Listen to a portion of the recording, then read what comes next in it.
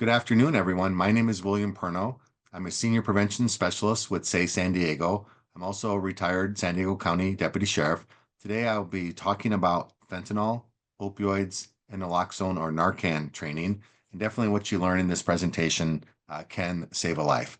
Everything that you see on the screen, we will make available as a PDF to your organization. So we are funded by the County of San Diego. There's no cost for these services. We can do these trainings anywhere in the County of San Diego and provide naloxone or Narcan for free. Some of the information you're going to see today is copyrighted. So this is a fair use notice saying we are sharing this information for educational purposes. The first video I want to share with you are parents here in San Diego County talking about the loss of their 17-year-old son from a fentanyl poisoning death. Week long, it's Talk to Your Kids About Fentanyl Week. County leaders are using this time to raise awareness of the deadly drug that took the lives of more than 700 San Diegans last year. CBS 8's Heather Hope joins us live from the County Administration Office in Kearney Mesa with one family's warning about fentanyl after losing their son. Heather? And the heartbreak continues for this family. It was just 2 weeks ago where their son was supposed to graduate with his senior class at Cathedral Catholic High School. But last year his life was tragically taken, and his parents want to get the message out about fentanyl. It wasn't an overdose. He didn't sit down and take 10 pills before he went to school that day. He just took one. In tears, Mom Laura Brinker-White describes how just one pill to treat anxiety laced with fentanyl took her 17-year-old son's life. And he did not know that fentanyl was in that pill to the degree that it would kill him. It was May 2021 when teacher and parent at Cathedral Catholic High School, Matt White, noticed his son, Connor White, did not show up to his AP U.S. History class that morning. Matt rushed home to find his son was upstairs, dead in his room. The toxicology report said that the fentanyl in the pill that killed Connor was, I think, about three times what would kill one person. Connor was an honor roll student with a 4.2 GPA and played football for Cathedral Catholic High School. His father and teacher studied with him the night before he died for an exam. Both parents say they knew Connor struggled with anxiety but didn't know he was taking pills. He had a drug dealer who said, you know, I have this medication or pill that can help you with that.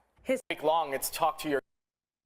In Connor's case, that drug dealer that the mom is referring to was another student at the school. So it may be someone that the youth know, that they hang out with, that they trust, and that person is not most likely looking to harm that youth, but the pill that they're selling or giving to them, they didn't make that themselves, so they have no idea what's inside of there. Adverse childhood experiences.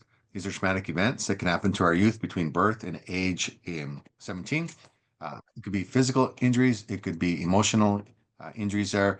We have good resources in the community to prevent and treat adverse childhood experiences, but sometimes youth may self-medicate, seek out alcohol or drugs to try and escape those traumas without using those resources that are available there. So that can be a challenge there because now they're using substances and their brain is not fully developed. So when we talk about addiction, it's a complex condition, a brain disease that is manifested by compulsive substance use despite harmful consequences.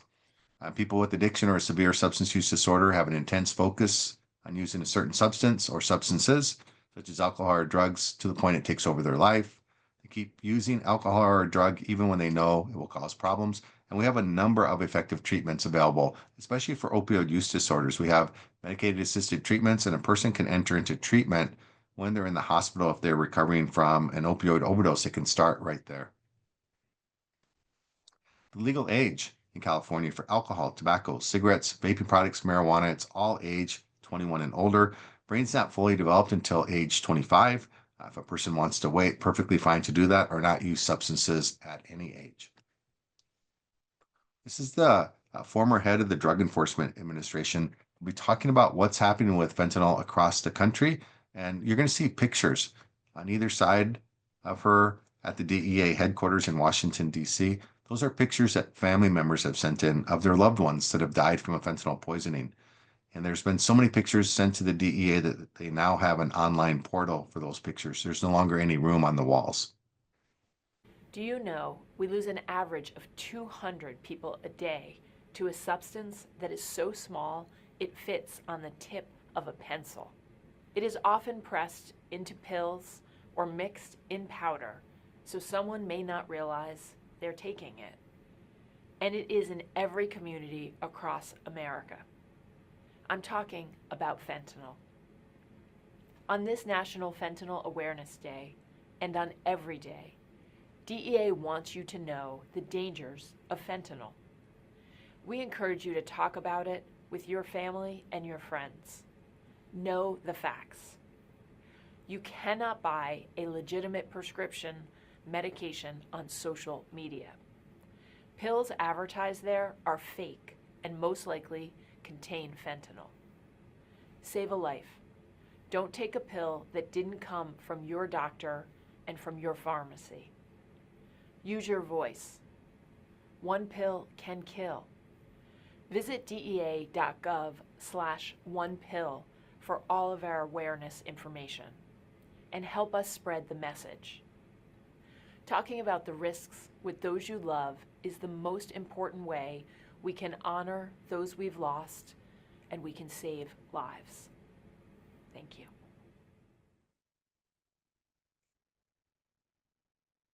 It's the county of San Diego several years ago, putting them up billboards and bus stop messages regarding fentanyl, that it's here killing San Diegans. It can be found in any street drugs or drugs coming off of social media, any type of pill, powder, liquid. Warning to avoid those illicit drugs. To have someone with naloxone close by. Many of you may have heard of the brand name Narcan, but the medication inside there is naloxone. And counterfeit tablets, powders, and a penny for size comparison on just how small an amount of fentanyl can cause a fatal overdose death in a person with no tolerance to opioids. And that's an adult-sized person. So you might be wondering, what are opioids? How does your brain see drugs such as heroin compared to prescription opioid pain medications? This short video from the county of San Diego will help with that. If you take prescription opioids like Vicodin or Percocet at the party, it may not look like much on the outside, but serious damage is happening on the inside. Everyone's brain has receptors that regulate both pain and emotion. Opioids attach to these receptors just like heroin does, and create the same type of addiction because chemically, they're almost exactly the same. So no matter if it's a prescription opioid or heroin, they're both seriously dangerous drugs. Learn the risks of prescription opioids at SanDiegoOpioidProject.org. What are opioids? They include drugs that are coming from the poppy plant, heroin, morphine, codeine, opium, and then man-made synthetic versions of those drugs, oxycodone, Vicodin, Percocet, fentanyl, and carfentanil. Carfentanil is an analog, or think of a cousin of fentanyl that's many times stronger. So when we talk about fentanyl, we're talking about an extremely powerful narcotic pain medication. It can be used in a hospital and pharmacy setting.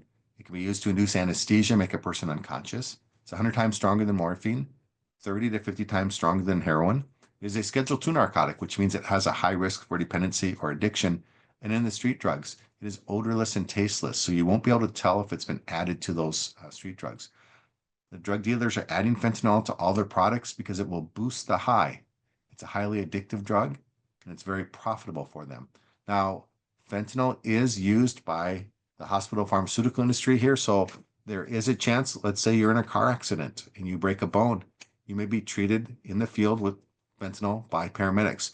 They're going to give you fentanyl that's manufactured by the pharmaceutical industry under laboratory conditions. They're going to give you the right amount based on your size and weight, and they'll have naloxone or Narcan if you, let's say, are sensitive to fentanyl or have a overdose from that drug. In the street drugs, there are a couple of cartels in Mexico that are mass producing fentanyl. The majority of all the fentanyl that comes into the United States crosses our border from San Diego County to the Imperial County line. And these are chemical drugs, so it's very easy to get these precursor chemicals from other countries, mix them together, and in just a couple of hours, you'll have a drug, fentanyl, that's 30 to 50 times stronger than heroin. Here are some examples on the top 3 slides there of what you might see in in the pharmaceutical industry, for a hospital or pharmacy setting there. There's a fentanyl patch. Your skin is the largest organ on your body. Medications can be absorbed through your skin, but please note that those fentanyl patches, they have added chemicals in there to make it more easily absorbed through your skin. It's still going to take some time, and your skin is a good barrier. We'll talk about that in several slides down the road here with skin exposure or accidental exposure to fentanyl.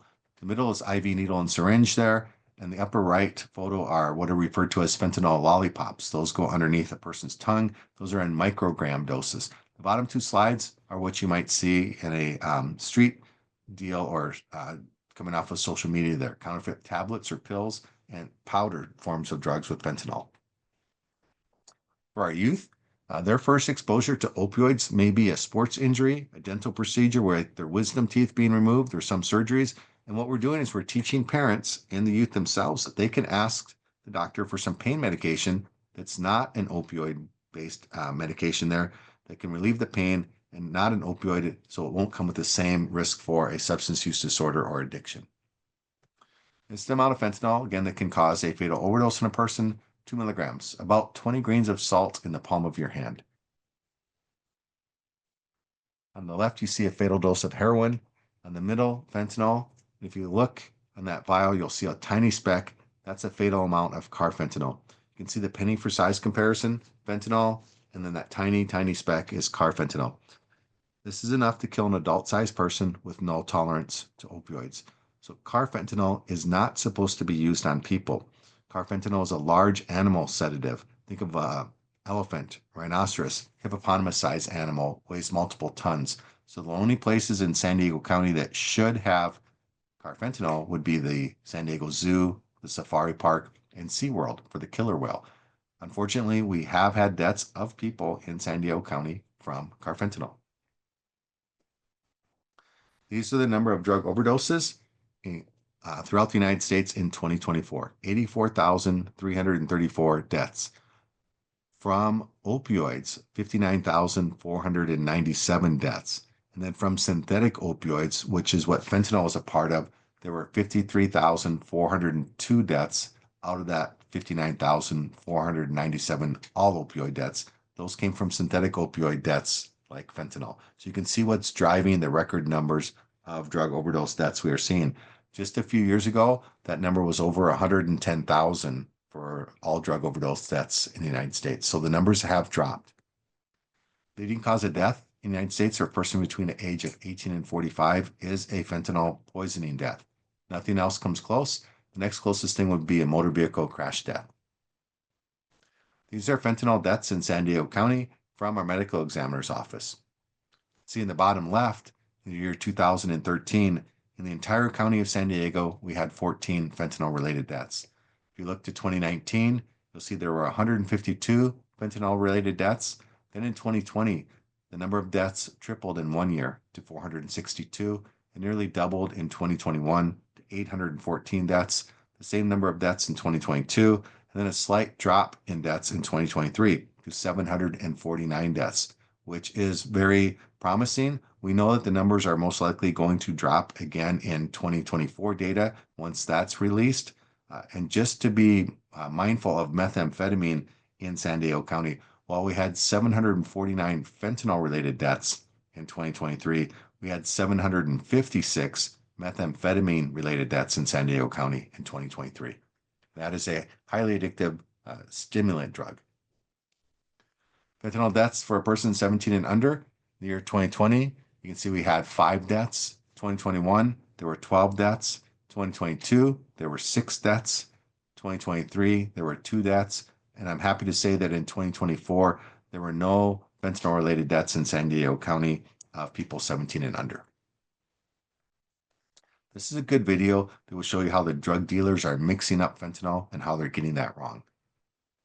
I'm going to show you a sample of a mixture of approximately 1 part of what would be a representation of fentanyl to about 100 parts of a cutting agent. This is a typical mixture that most drug traffickers kind of aim for when they're mixing fentanyl versus cutting agent. For the representation purpose, I'm just going to be using colored sugar, the blue color here, and then just white sugar to represent the cutting compound. So first off, I'm going to put in a small amount of what would represent to be the fentanyl, so about approximately 1 part. I'll put that in a mixing device here, just like a magic bullet. These are common things that are used by drug traffickers all the time. And then I'm going to add in about 100 parts of what would represent a cutting agent. And again, just using sugar here for the purpose of the demo. And we're just going to mix this up.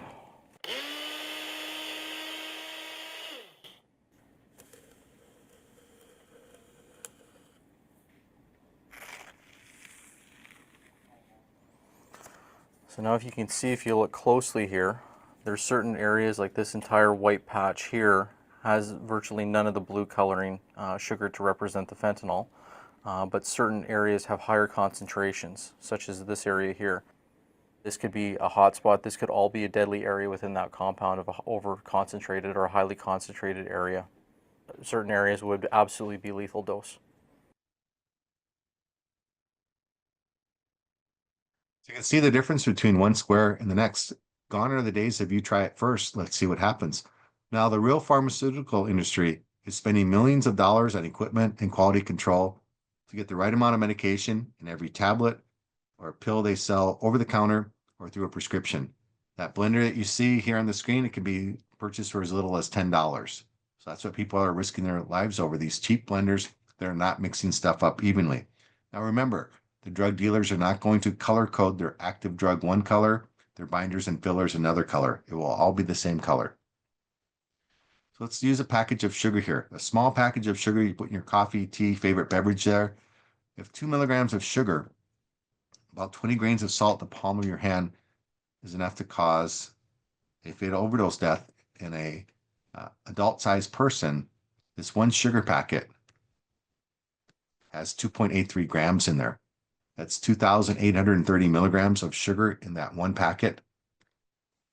That would be enough to cause an overdose death for 1,415 adult-sized people. Now, babies and small children, they weigh less, so it's going to be capable of killing even more for that age population. And you think about babies crawling around, toddlers crawling around, they find something on the ground, where does it go? Oftentimes right in their mouth there. When even the residue in the packaging could be enough to cause a poisoning to a very small child. We have our fake pills and tablets here. We have the maroon color to be the active substances.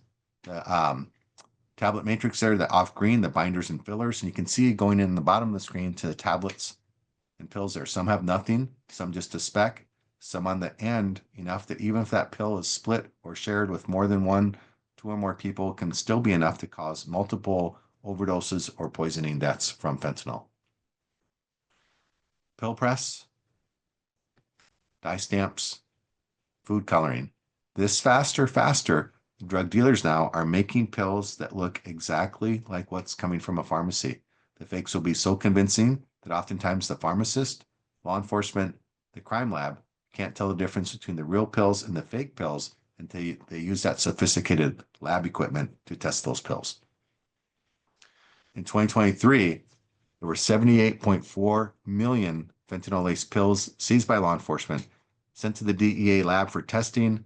70%, 7 out of 10 of those pills had the 2 milligrams or more of fentanyl.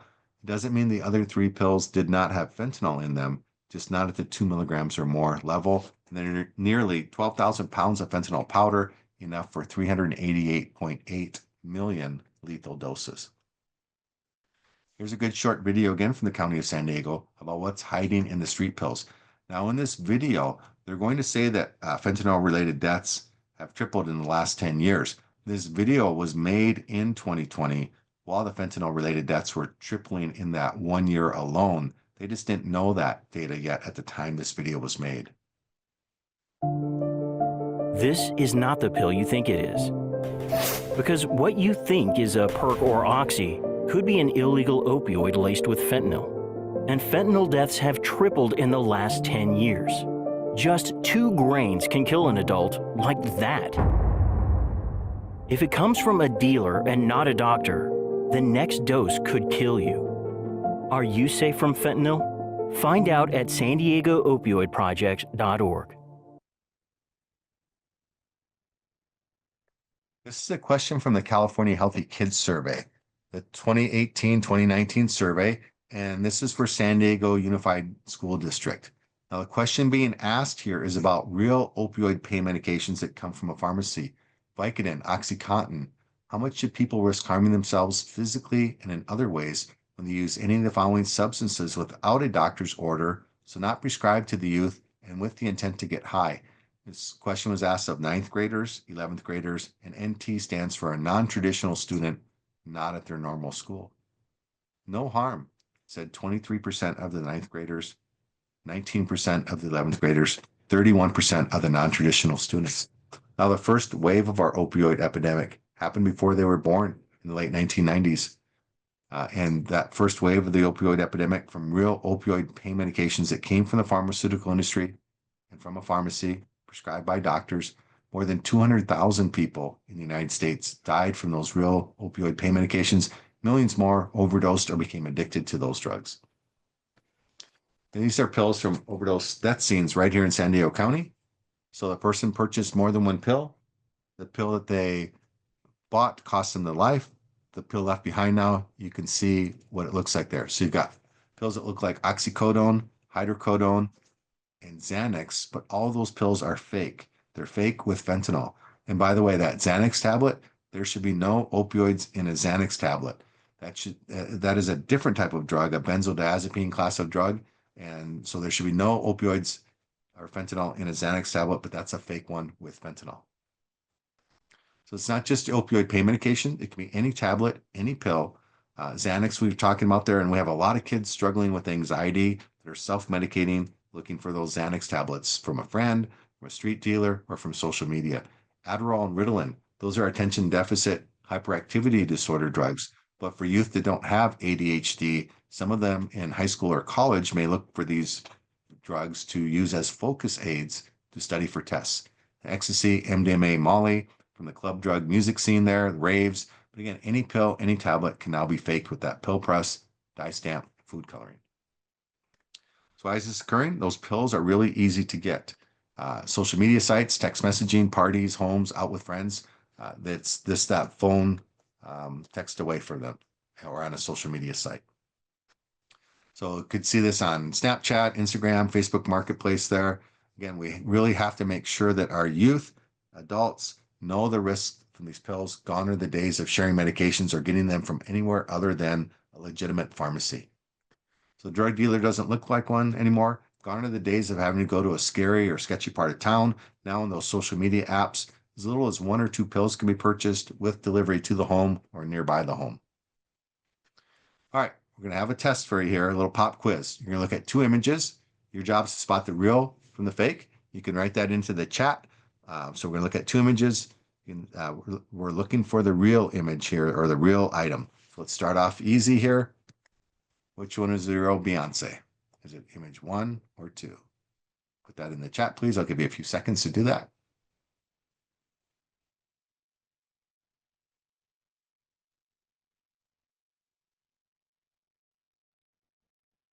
The real Beyonce is photo number 1 there. Number 2 is a wax figure. Which one's the real Nike shoe? Is it image 1 or 2? Which one's the real Nike shoe? 1 or 2? Go ahead and put that in the chat, please.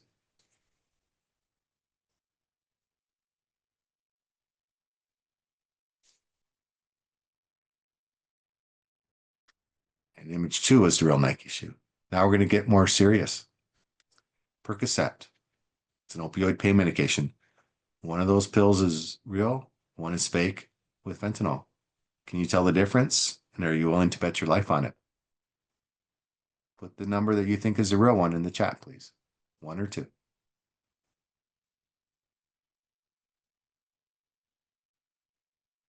In this case, number 1 was the real pill. Xanax. Which one is the real one? Image 1 or 2?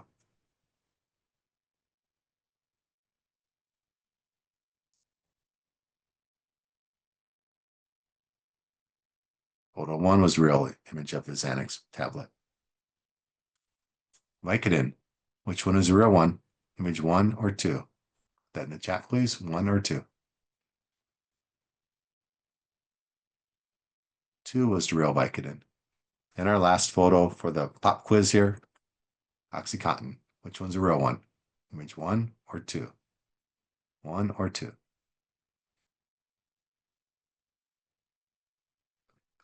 In this image, both pills are fake. And this is partly for the high school student that may think they know everything. We want them to know that there's no way they're going to be able to tell the difference between the real pills and the fake pills. And what is different today about the generation growing up right now is we've never had a drug as dangerous as fentanyl in all the street drugs. So it's a very different experience for what's available on social media and in the street drugs than when we were teens or their parents were teens. There's another short video from the County of San Diego of why mixing alcohol with opioids can dramatically increase the risk of an overdose. This is why there's a warning label on a real opioid pain medication coming from a pharmacy to not consume alcohol with them. Both opioids and alcohol are central nervous system depressants. The signs of opioid overdose are hard to notice. If you pop an oxy or perk while drinking, the mixture can make you drowsy, slow your breathing, and lead to organ failure. But those changes are so subtle, they can be easily overlooked. Because the truth is, overdosing on prescription pain pills looks similar to sleeping. So no one knows to help. Learn more to prevent another opioid overdose. So polysubstance use, this is combining more than one substance together, and the combined effect of both of those substances together can be enough to depress the part of our brain that's telling our body to breathe, and then breathing becomes slow, not normal, or stops. And that is how opioids or central nervous system depressants can cause a fatal overdose. So those would be benzodiazepines such as Xanax or Valium, muscle relaxers such as Soma or Flexeril, hypnotics such as Ambien or Lunesta, other prescription or illicit drugs, and alcohol. And it's really important also for youth to understand that they can die from too much alcohol by itself. Their alcohol poisoning can kill them. We talk about overdose deaths. It can happen to anyone, any age, any profession, any background. Fentanyl does not discriminate. From babies to elderly, this drug has poisoned and killed hundreds of thousands of people in the United States. These are parents. They say they lost their child or young adult after a deal on Snapchat. In the upper left corner is Alexander. He died at age 14. I've met his mom. 2 to the right on the top is Daniel. He died at age 16 from fentanyl poisoning. I've met his dad. In the upper right corner is Luca. Luca died at age 13 from fentanyl poisoning. His story was in the news. He had a root canal, a dental procedure. He was in pain. He went on social media looking for someone that was selling marijuana. A drug dealer offered to sell him a Percocet tablet. And they're going to tell you that it's real, that it came from a pharmacy, but Luca got the fake Percocet with enough fentanyl to kill him at age 13. This is closer to home. This is right here in San Diego County. These are 2 teens in Chula Vista, a 16 and 17-year-old. 16-year-old overdosed in a park. First responders got there in time. Multiple doses of Naloxone, Narcan, to save his life. The 17-year-old the next day used more of those drugs that had been found by first responders. Despite now first responders getting there and giving him multiple doses of Naloxone, he could not be saved. So again, the way opioids kill is they slow and stop our breathing. CPR is an incredibly useful skill to know for any type of medical emergency when a person stops breathing. But if no one's doing CPR, and that person has stopped breathing completely, we don't have a lot of time. In just 4 to 6 minutes, brain cells will start dying. We cannot get those back. And if they've stopped breathing completely, by 10 minutes, the person can be dead. In the meantime, a tremendous amount of damage may be happening to the brain and central nervous system, to where even if that person does survive, their quality of life may be forever changed. So in this case, the 17-year-old was transported to the hospital, but too much time had passed and he was not able to be saved. This is a 15-year-old girl.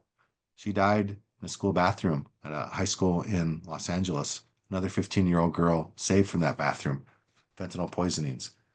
The girl that died, her name was Melanie. So a new state law took effect on January 1 of 2024 called Melanie's Law, which now says if you are a public or charter school in California with students in grades 7 through 12, you have to have as part of your school safety plan a response for a student suffering an opioid overdose. This is Kai. Kai was 18 years old, graduated from Escondido High School, star wrestler, almost a full scholarship on his wrestling abilities. Kai went on social media and he bought 2 pills. He paid $4 each for those pills, less than a cup of Starbucks coffee. Kai took one of those pills and it cost him his life, fake with fentanyl. So there's a lot that can be done if a mistake has been made, but we have to make sure that youth and young adults and our community know what to do in that circumstance.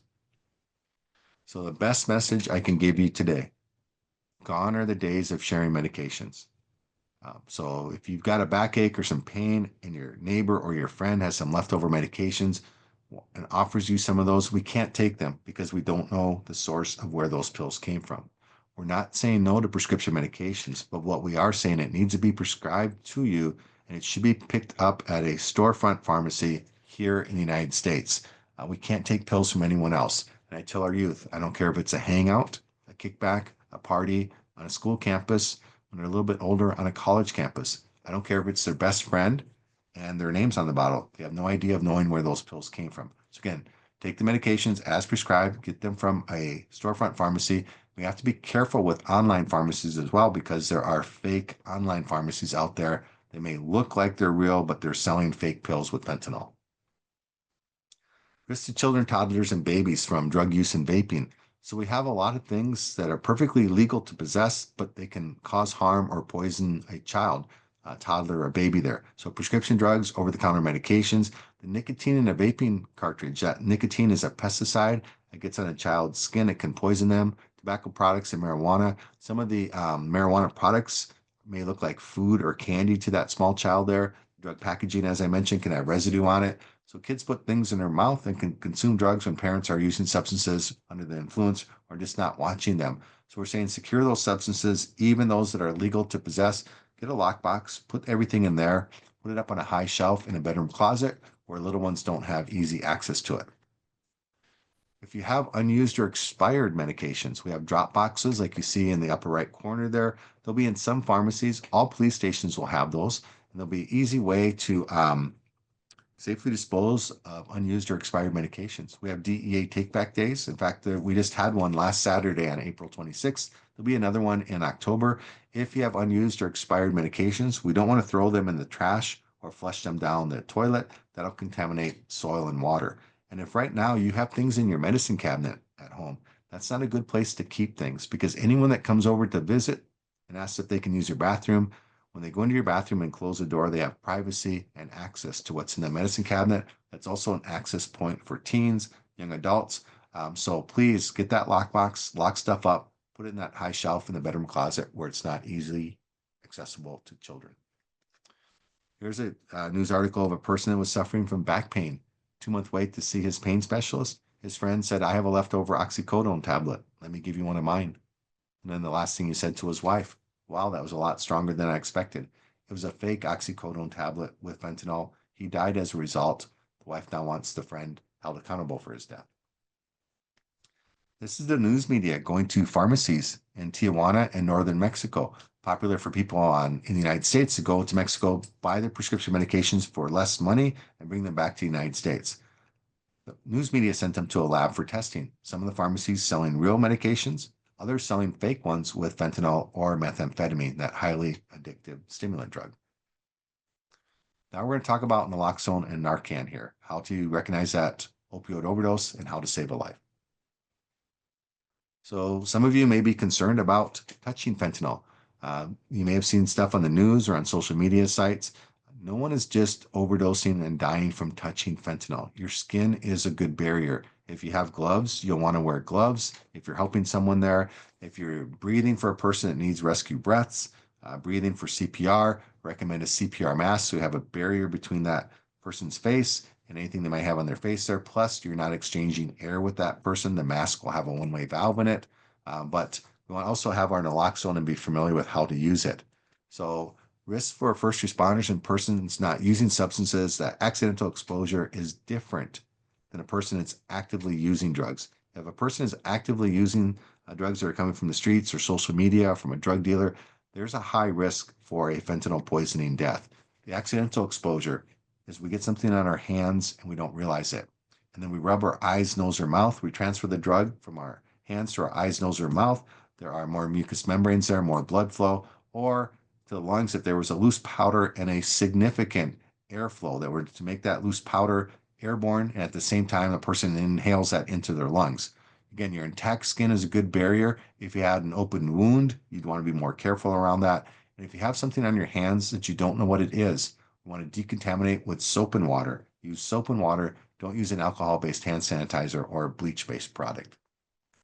So what's happening with an opioid overdose? All of us have opioid receptors in our brain. That's what opioid drugs attach to, and they're very effective at relieving pain. They can also, again, be used for anesthesia, make that person unconscious for a surgical procedure. But the part of the brain that's being affected by the opioid drugs is the same part of our brain that's sending a signal to our body to breathe. So we're breathing in and out right now, not even thinking about it. Opioid drugs depress that part of the brain. And if they depress it too far, then breathing becomes slow, not normal, or completely stops. That is how opioids kill. So what does an opioid overdose look like? You may see a person that looks like they're in a deep sleep and we can't wake them up. They may be awake but unresponsive.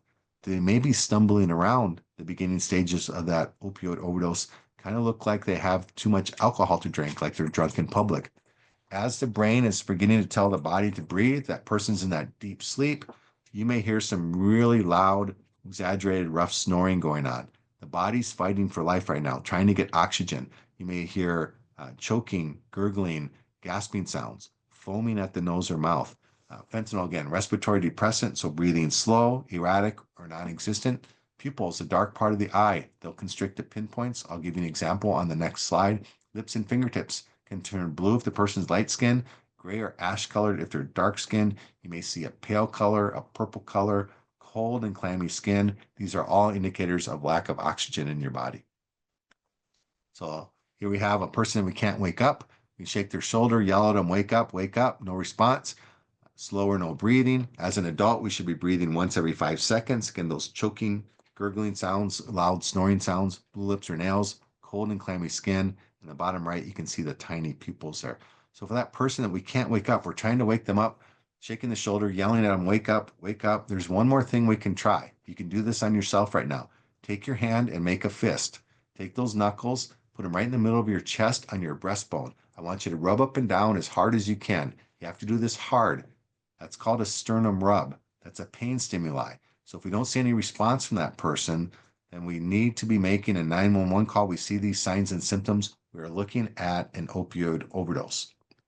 So what should we do? We need to call 911. We're going to report that person not breathing. I'm going to teach you in just a few minutes about a law that will protect people in California when they make that emergency call. If we have naloxone, Narcan, it's time to use that. If they're not breathing, we're going to start CPR. If they are breathing, we want them on their side in the recovery position there, because if they're on their stomach or back, there's a good chance they're going to throw up. That vomit can block their airway or aspirate into their lungs. Then we want to stay with that person until emergency services arrive.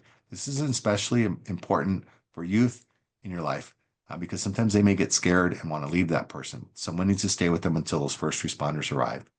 This is a very good video from the Sheriff's Department on how to use naloxone. This video will show you how to give naloxone in an overdose situation. If someone won't wake up and you suspect an overdose, call 911 immediately and provide the address of your emergency. Hello? Hi, I'm with somebody that stopped breathing and I think he overdosed. Now it's time to administer naloxone. Remove the medicine from its packaging. Tilt the person's head back and provide support under the neck with your hand. Hold the nasal spray with your thumb on the plunger. Gently insert the tip of the nozzle into either nostril. Press the plunger firmly to release the dose. Empty the entire container, then remove the nasal spray. Roll the person on their side. If possible, place their hands under their head and bend their upper leg forward. This is the recovery position. It keeps the person from rolling onto their stomach so they won't choke in case they vomit. Watch for signs of breathing. If the person is still not waking up, provide rescue breathing or CPR. Place the person on their back. Tilt their chin up and open the airway. Pinch their nose with one hand and give 2 breaths. Repeat. Give 1 breath every 5 seconds. give chest compressions. If they regain consciousness, be aware that some patients might wake up disoriented or agitated. Give them space. If they don't respond or wake up within 2 or 3 minutes, give additional doses of naloxone, switching between nostrils. It's safe to administer as much naloxone as necessary. If opioids are not involved with the overdose, naloxone will not cause any harm. Each nasal spray pump is for one use only. Stay with the person until help arrives. Naloxone is not a substitute for medical care.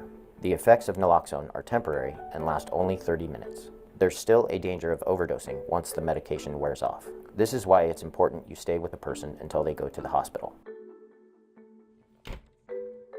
Recognizing the signs of an overdose is as easy as ABC. A. Awareness. A person experiencing an overdose will have difficulty walking and talking. They look dazed, drowsy, confused, or unconscious. B. Breathing. Breathing is slow or absent. They're choking, snoring, or making gurgling sounds. C. Color. Opioids can deprive your body of oxygen. Their skin feels cold or clammy. Their lips, skin, or fingertips are pale, ashen, purple, or blue. Once you recognize the signs of an opioid overdose, it's time to act. Never hesitate. California law protects a person who is overdosing or the person helping from legal trouble. If you or someone you know is struggling with an opioid addiction or is in treatment, you can get free naloxone, no questions asked. Visit our website for a sheriff's station, substation, or public health clinic near you. There are several factors that can increase a person's risk of overdosing. Taking too many painkillers, mixing painkillers with alcohol or other drugs, taking illegal or street drugs laced with dangerous substances, a change in your tolerance level. Preventing overdose deaths starts with all of us. For more information on prevention and treatment programs, call the National Crisis Hotline at 988. You can also call 211 San Diego by dialing 211 or the County Crisis Hotline at 888-724-7240. These resources are confidential and available 24 hours per day. Remember, this spray can save a life.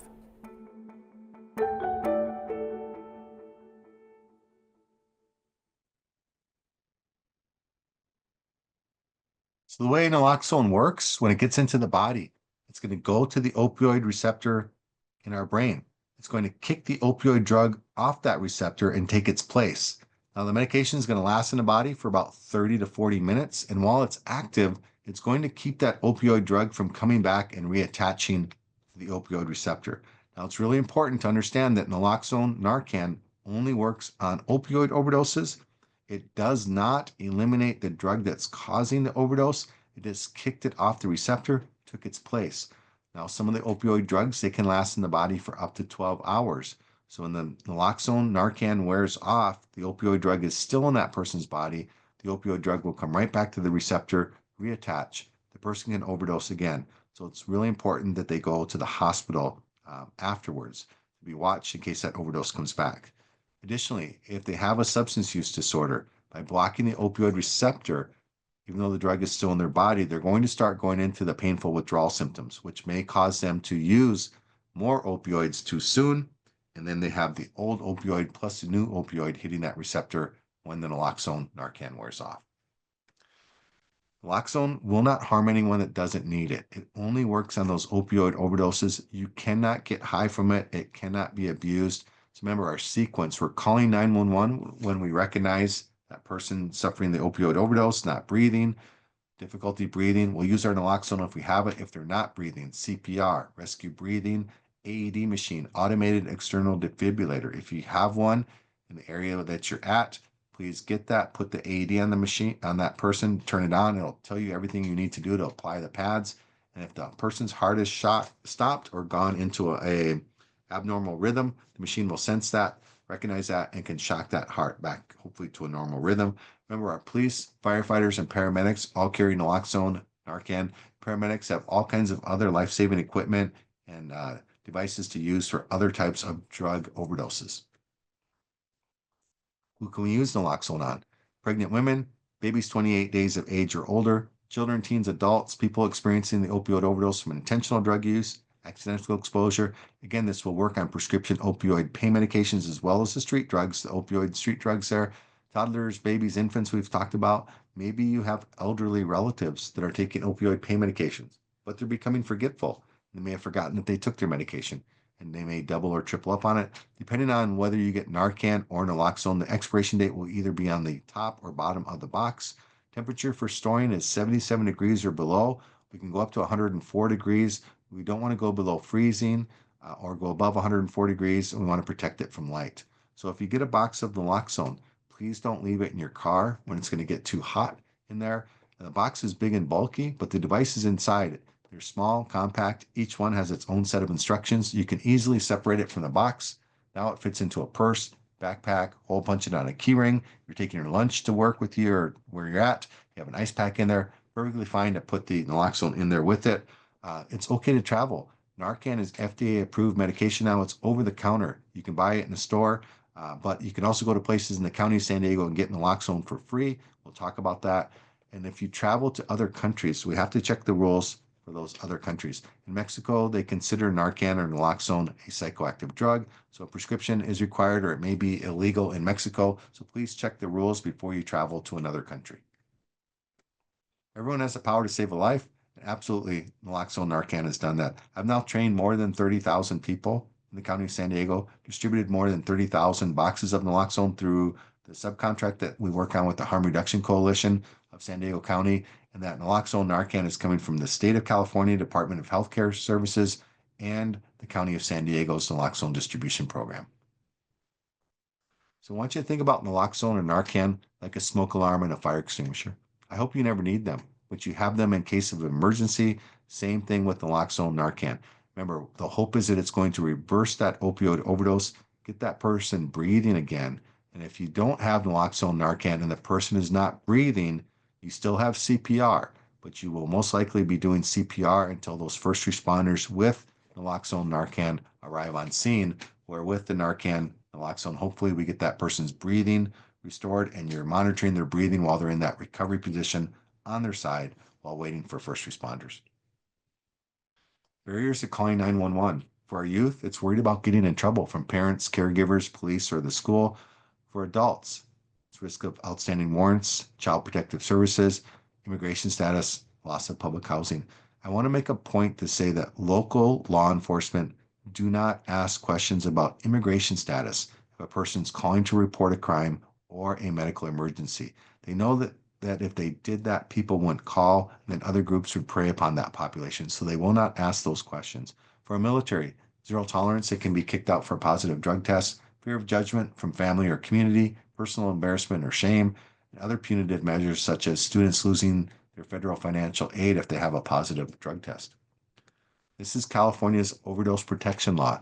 Now, I always say this is not a free pass to go out and use drugs and get high, but this is the state of California saying it's more important to save a life than to make an arrest if a person is high on drugs, has drugs for personal use, or drug paraphernalia, the stuff used to ingest the drugs into the body, and they're helping someone that's experiencing a drug-related overdose related to possession of a controlled substance. So this law will protect the person that's overdosing as well as the people at that scene that are helping.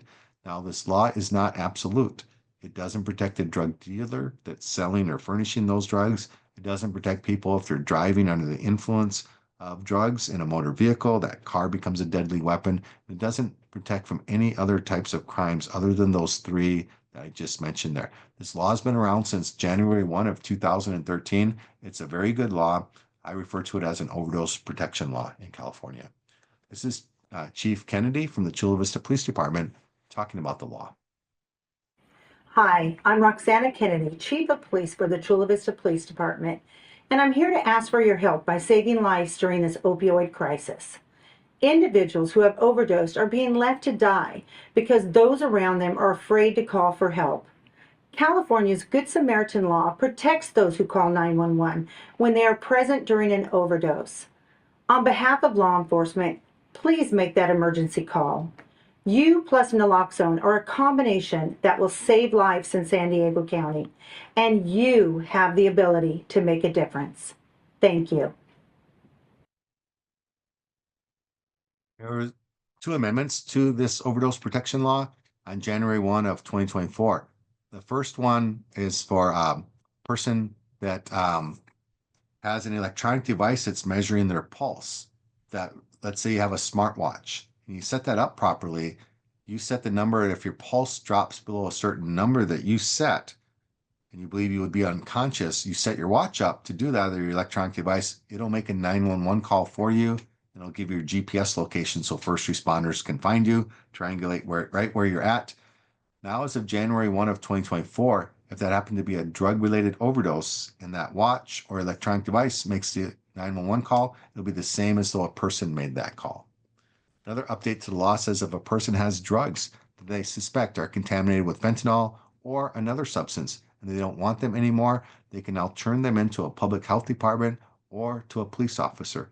By law, their identity remains confidential. They don't have to say where the drugs came from unless they want to. So what can you do? Never assume this can't happen to you or someone close to you. Talk early, talk often with your kids. Formulate an escape plan for your son or daughter. So this is having a conversation with them sooner rather than later about what they should do if they're in a place where they don't feel safe with their friends or somewhere else. The best message I got from this was from a mom who was a nurse.